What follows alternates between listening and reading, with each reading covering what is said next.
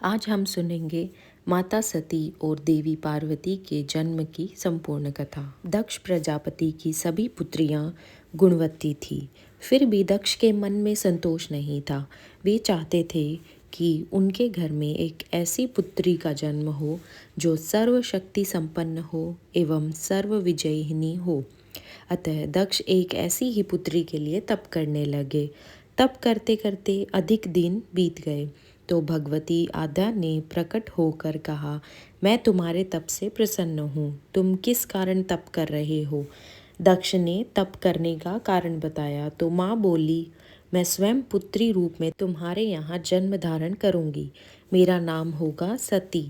मैं सती के रूप में जन्म लेकर अपनी लीलाओं का विस्तार करूँगी। फलतः भगवती आद्या ने सती रूप में दक्ष के यहाँ जन्म लिया। सती दक्ष की सभी पुत्रियों में सबसे अलौकिक थी। सती ने बाल्यावस्था में ही कई ऐसे अलौकिक आश्चर्यचकित करने वाले कार्य कर दिखाए थे जिन्हें देखकर स्वयं दक्ष को भी विस्मय होता था। जब सती विवाह योग्य हो गई तो दक्ष को उनके लिए वर की चिंता होने लगी। उन्होंने ब्रह्मा जी से इस विषय में परामर्श किया। ब्रह्मा जी ने कहा, सती आद्या की अवतार हैं। आद्या आदि शक्ति और शिव आदि पुरुष हैं। अतः सती के विवाह के लिए शिव ही योग्य और उचित वर हैं। दक्ष ने ब्रह्मा जी की बात मानकर सती का विवाह भगवान शिव के साथ कर दिया। सती कैलाश में जाकर भगवान शिव के साथ रहने लगी। भगवान शिव के दक्ष के दामाद थे, किंतु किसी वजह से दक्ष के हृदय में भगवान शिव के प्रति बैर और विरोध भाव पैदा हो गया। एक बार देवलोक में ब्रह्मा ने धर्म के निरूपण के लिए एक सभा का आयोजन किया था। सभी बड़े बड़े देवता सभा में एकत्र हुए। भगवान शिव भी इस सभा में बैठे थे। सभा मंडल में दक्ष का आगमन हुआ। दक्ष के आगमन पर सभी देवता उठकर खड़े हो गए, पर भगवान शिव खड़े नहीं हुए। उन्होंने दक्ष को प्रणाम भी नहीं किया। फलतः दक्ष ने अपमान का अनुभव किया। केवल यही नहीं, उनके हृदय में भगवान शिव के प्रति ईर्ष्या की आग जल उठी। वे उनसे बदला लेने के लिए समय और अवसर की प्रतीक्षा करने लगे। एक बार सती और शिव कैलाश पर्वत पर बैठे हुए परस्पर वार्तालाप कर रहे थे।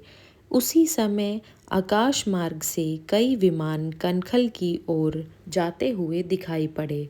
सती ने उन विमानों को देखकर भगवान शिव से पूछा, हे प्रभु, ये सभी विमान किसके हैं और कहाँ जा रहे हैं?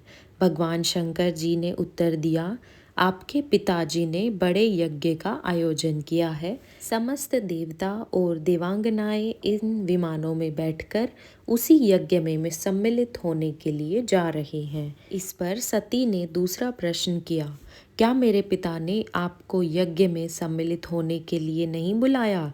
शंकर भगवान जी ने उत्तर दिया, आपके पिता मुझसे बैर रखते हैं, फिर वे मुझे क्यों बुलाने लगे? सती मन ही मन सोचने लगी, फिर बोली, यज्ञ के इस अवसर पर मेरी सभी बहनें आएंगी। उनसे मिले हुए बहुत दिन हो गए हैं। यदि आपकी अनुमति हो तो मैं भी अपने पिता के घर जाना चाहती हूँ। यज्ञ में सम्मिलित हो लूँगी और बहनों से भी मिलने का सुअवसर मिलेगा। भगवान शिव जी ने उत्तर दिया, इस समय वहाँ जाना उचित नहीं होगा। आपके पिता मुझसे बैर रखते हैं, हो सकता है वे आपका भी अपमान करें। बिना बुलाए किसी के घर जाना उचित नहीं होता है। इस पर सती ने प्रश्न किया, ऐसा क्यों?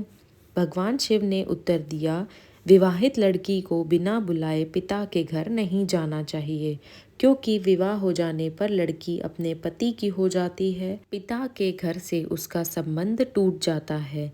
लेकिन सती पीहर जाने के लिए हठ करती रही, अपनी बात बार बार दोहराती रही। उनकी इच्छा देखकर भगवान शिव ने पीहर जाने की अनुमति दे दी। उनके साथ अपना एक गण भी साथ में भेज दिया। उस गण का नाम था वीरभद्र। सती वीरभद्र के साथ अपने पिता के घर गई। घर में सती से किसी ने भी प्रेम पूर्वक वार्तालाप नहीं किया। दक्ष ने उन्हें देखकर कहा, तुम क्या यहाँ मेरा अपमान कराने आई हो? अपनी बहनों को तो देखो, वे किस प्रकार भांति भांति के अलंकारों और सुंदर वस्त्रों से सुसज्जित हैं। तुम्हारे शरीर पर मात्र बागांबर है। तुम्हारा पति शमशानवासी है और भूतों का नायक है। वह तुम्हें बागांबर छोड़कर और पहना ही क्या सकता है। दक्ष के कथन से सती के हृदय में पश्चाताप का सागर उमड़ गया। वे सोचने लगी, उन्होंने यहाँ आकर अच्छा नहीं किया। भगवान ठीक ही कह रहे थे, बिना बुलाए पिता के घर भी नहीं जाना चाहिए। पर अब क्या हो सकता है, अब तो आ ही गई हूँ। पिता के कटु और अपमानजनक शब्द सुनकर भी सती मौन रही। वे उस यज्ञ मंडल में गई जहाँ सभी देवता और ऋषि मुनि बैठे हुए थे तथा यज्ञ कुंड में धू धू करती जलती हुई अग्नि में आहुतियाँ डाली जा रही थी। सती ने यज्ञ मंडप पे सभी देवताओं के तो भाग देखे, किंतु भगवान शिव का भाग नहीं देखा। वे भगवान शिव का भाग न देखकर अपने पिता से बोली, पितृश्रेष्ठ, यज्ञ में तो सबके भाग दिखाई पड़ रहे हैं, किंतु कैलाशपति का भाग नहीं है। आपने उनका भाग क्यों नहीं रखा? दक्ष ने गर्व से उत्तर दिया, मैं तुम्हारे पति शिव को देवता नहीं समझता। वह तो भूतों का स्वामी, नग्न रहने वाला और हड्डियों की माला धारण करने वाला है। वह देवताओं की पंक्ति में बैठने योग्य नहीं है। उसे कौन भाग देगा? सती के नेत्र लाल हो उठे। उनका मुखमंडल प्रलय के सूर्य की भांति तेजोदीप्त हो उठा। उन्होंने पीड़ा से तिल मिलाते हुए कहा, ओ, मैं इन शब्दों को कैसे सुन सकती हूँ? मुझे धिक्कार है। देवताओं, तुम्हें भी धिक्कार है। तुम भी उन कैलाशपति के लिए इन शब्दों को कैसे सुन रहे हो, जो मंगल के प्रतीक हैं और जो क्षण मात्र में संपूर्ण सृष्टि को नष्ट करने की शक्ति रखते हैं। वे मेरे स्वामी हैं। नारी के लिए उनका पति ही स्वर्ग होता है। जो नारी अपने पति के लिए अपमानजनक शब्दों को सुनती है, उसे नरक में जाना पड़ता है। पृथ्वी सुनो, आकाश सुनो और देवताओं तुम भी सुनो। मेरे पिता ने मेरे स्वामी का अपमान किया है। मैं अब एक क्षण भी जीवित रहना नहीं चाहती हूँ। सती अपने कथन को समाप्त करती हुई यज्ञ के कुंड में कूद पड़ी। जलती हुई आहुतियों के साथ उनका शरीर भी जलने लगा। यज्ञ मंडप में खलबली पैदा हो गई। हाहाकार मच गया। देवता उठकर खड़े हो गए। वीरभद्र क्रोध से कांप उठे। वे उछल उछल कर यज्ञ का विध्वंस करने लगे। यज्ञ मंडप में भगदड़ मच गई। देवता और ऋषि मुनि भाग खड़े हुए। वीरभद्र ने देखते ही देखते दक्ष का मस्तक काटकर फेंक दिया। समाचार भगवान शिव के कानों में भी पड़ा। वे प्रचंड आंधी की भांति कनखल जा पहुँचे। सती के जले हुए शरीर को देखकर भगवान शिव ने अपने आप को भूल गए। सती के प्रेम और उनकी शक्ति ने शंकर जी के मन को व्याकुल कर दिया। उन शंकर जी के मन को व्याकुल कर दिया जिन्होंने काम पर भी विजय प्राप्त की थी और सारी सृष्टि को नष्ट करने की क्षमता रखते थे। वे सती के प्रेम में खो गए और बेसुध हो गए। भगवान शिव ने उन्मत्त की भांति सती के जलते हुए शरीर को कांधे पर रख लिया। वे सभी दिशाओं में भ्रमण करने लगे।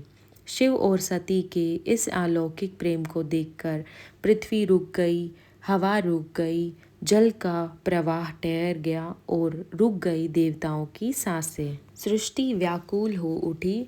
सृष्टि के प्राणी पुकारने लगे, त्राहिमाम त्राहिमाम। भयानक संकट उपस्थित देखकर सृष्टि के पालक भगवान विष्णु जी आगे बढ़े।